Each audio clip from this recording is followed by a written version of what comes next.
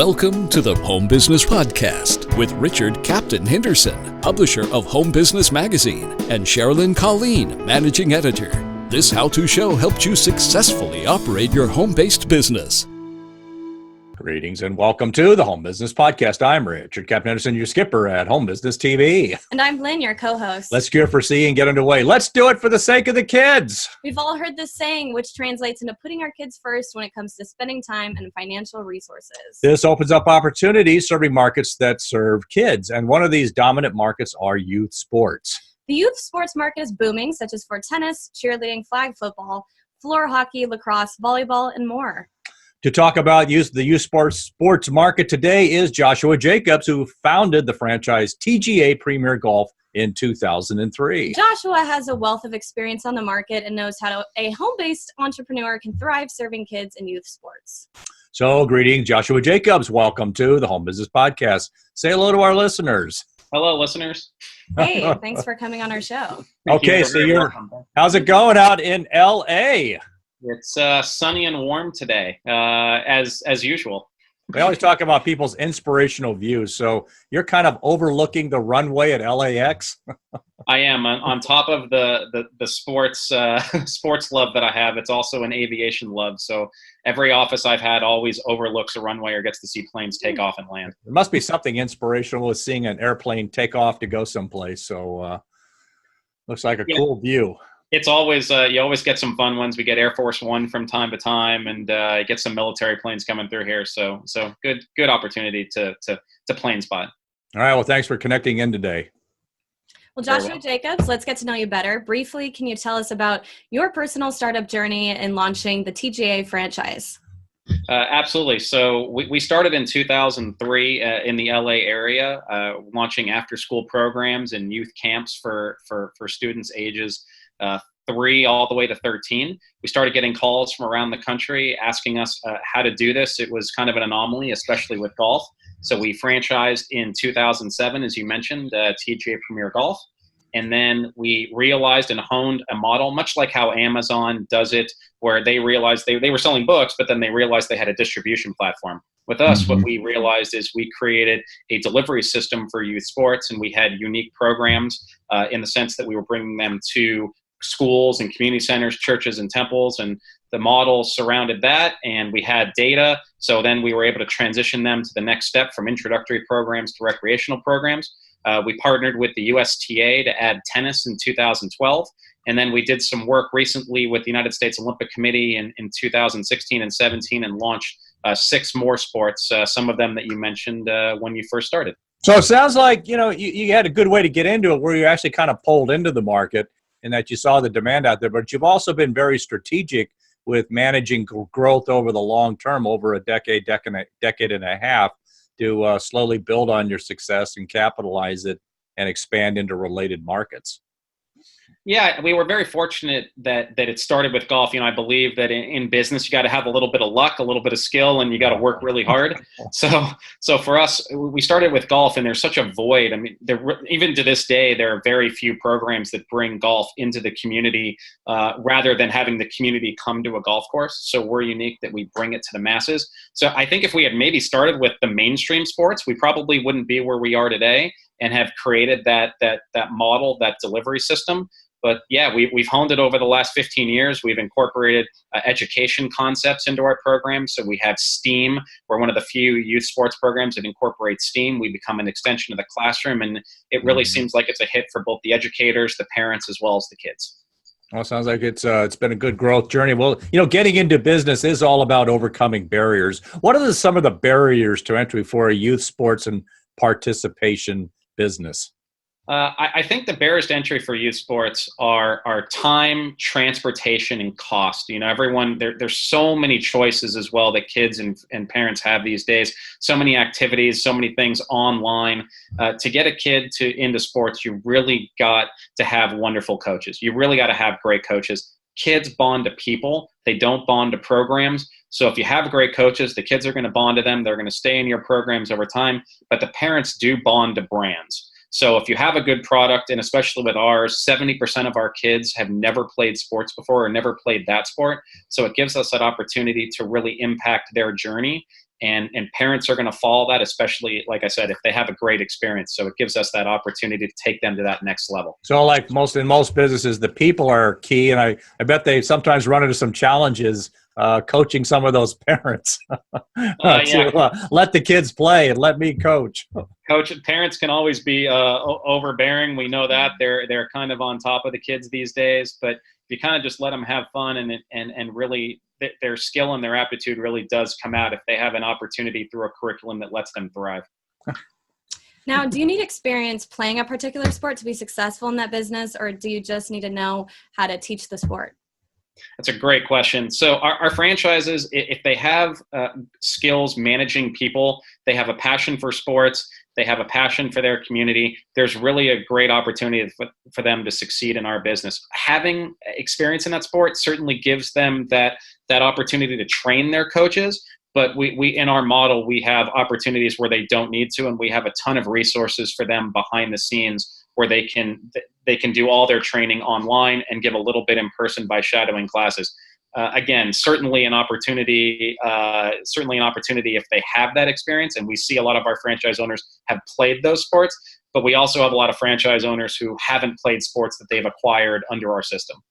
I can imagine in some ways it could get kind of tricky in that, it's not so much the business specialization, maybe you know how to operate a business where you maybe get some people that are interested in the sport just because they played the sport, but their business acumen might need a little coaching there. So, I could see, you're in a fun business that people would, have an interest in just because it ties in with hobbies and all. So there'll be a lot of challenges there too.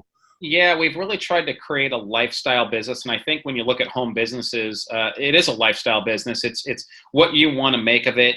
It's the time that you want to put into it. We like to say that, I always like to say, we're going to build the house for you. We're going to put in the walls, but ultimately you get to decorate it the way you want.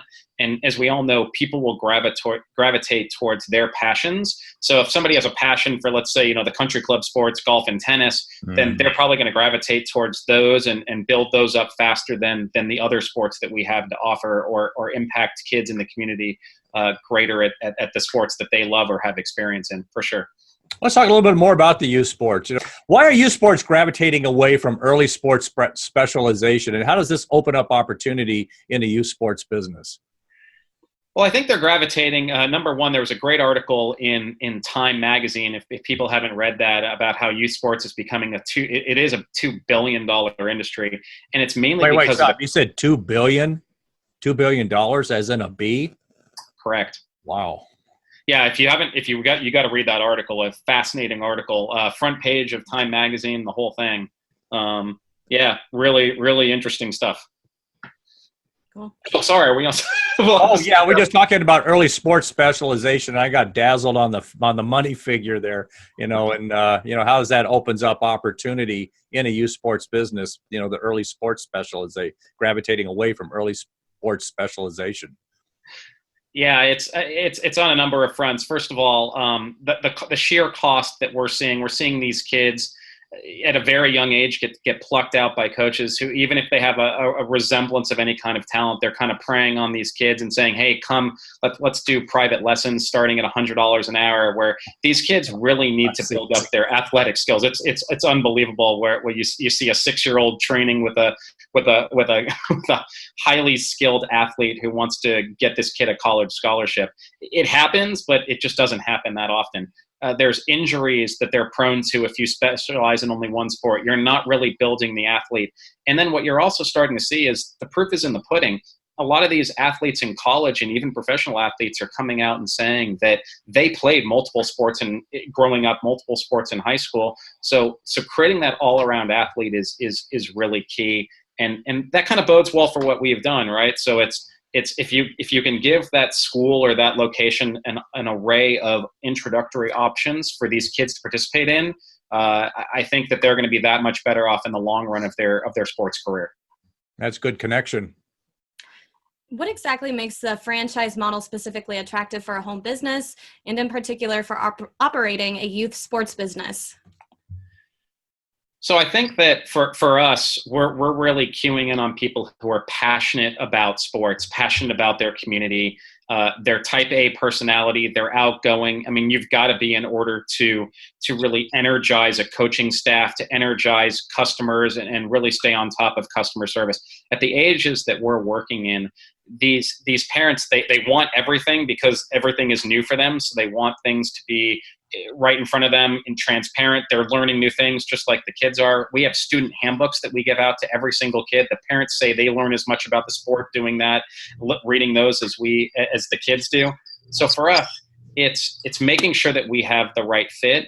And then I would say that for any youth sports business, you really have to have a passion for kids. You have to have a passion for the sports that you're going into, and that's what's going to make it successful. You know, our motto is sports change lives. And if you're not prepared to do that, especially for the younger kids, then you probably shouldn't be in a youth sports business. Well, so, you know, the franchise model comes with a lot of discipline and a lot of organization, a lot of structure, and you have to cover a lot of bases early on in youth sports. So I guess that's a good connection there to make sure that you're, you know, meeting the demands right off the bat, because it does have a lot of visibility, particularly with the parents who are bringing the kids in to participate. Yeah, it's definitely a challenge with everything that's out there. All of the choices that kids and parents have, getting them to focus on sports is, as we all know, is more difficult now with the devices that these kids have, all of the content that's on TV and other web-based applications. So really making sure that they're staying active, getting them outside, keeping, you know, just making sure exercise is prevalent in their lives. That is going to be the key to a healthier environment for us here in the United States and beyond moving forward. And I feel as though youth sports is a great opportunity to start that trend. I'm wondering, any of those coaches have to tell those kids to put their phone down? Not at the age that we specialize in. I think we're really focused on the elementary school kids, but once you get to middle school, you do get into that a little bit.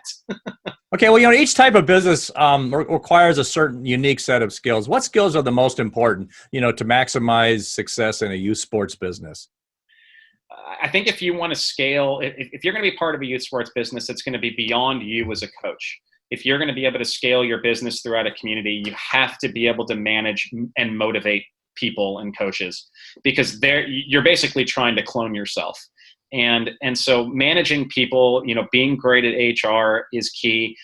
Certainly sales, having that outgoing personality. Same thing goes with the marketing, because you're trying to energize people who have never done something before in some cases, especially if you're working at the introductory level, which is really the least sexy level. Most of the money that you're seeing, that $2 billion Time article that was written about youth sports, that's really in the competitive level of sports. But if you're going to have a home-based lifestyle business, you're really focusing on the introductory and recreational level. And so outgoing personality, sales, marketing, HR, and then, you know, like you said, with the franchise, we've got the operations behind it. So it gives people the opportunity to put their personality stamp on the business. So it sounds like a key point there is leverage, being able to kind of replicate yourself at home-based, and the franchise model helps you to do that, to kind of create these little widgets and leverage your time then. Absolutely. We've created efficiencies in the HR portals that we have, so that the coaches know exactly what they're going to be teaching, exactly the personality that they're going to try to bring to the table, what parents gravitate towards. Because in the end, if they're not getting kids into their programs and increasing retention and keeping kids coming back, then the coaches really don't have opportunities to continue on as well. So it's really a team effort between the franchise and the coaches that they hire, as well as the franchise being able to use the efficiencies and the motivation that the model presents. Joshua Jacobs, this has been a wonderful discussion on the youth sports market. Do you have any final points you'd like to share? No, thank you so much for having me. Yes, thank you so much for coming on our show today. Yeah, boy, the youth sports market is booming, and it's a big opportunity for home-based entrepreneurs who have an interest in sports and helping their community and helping kids. Well, Joshua Jacobs, thank you for being such a great guest on the Home Business Podcast. To learn more about Joshua Jacobs and his TGA franchise, visit playtgaa.com or our podcast website for more information on guests. Thanks for joining us on this episode of the Home Business Podcast. Share your feedback with us on Facebook, Twitter, Instagram, and our website, homebusinessmag.com. Visit the website for information on advertising. Subscribe to our newsletter. Please visit our sponsors. For more information, visit homebusinessmag.com or the expo at homebusinessexpo.com. I'm Richard Captain Henderson saying, anchors away. We'll talk with you soon. Until then, make it a great home-based biz day.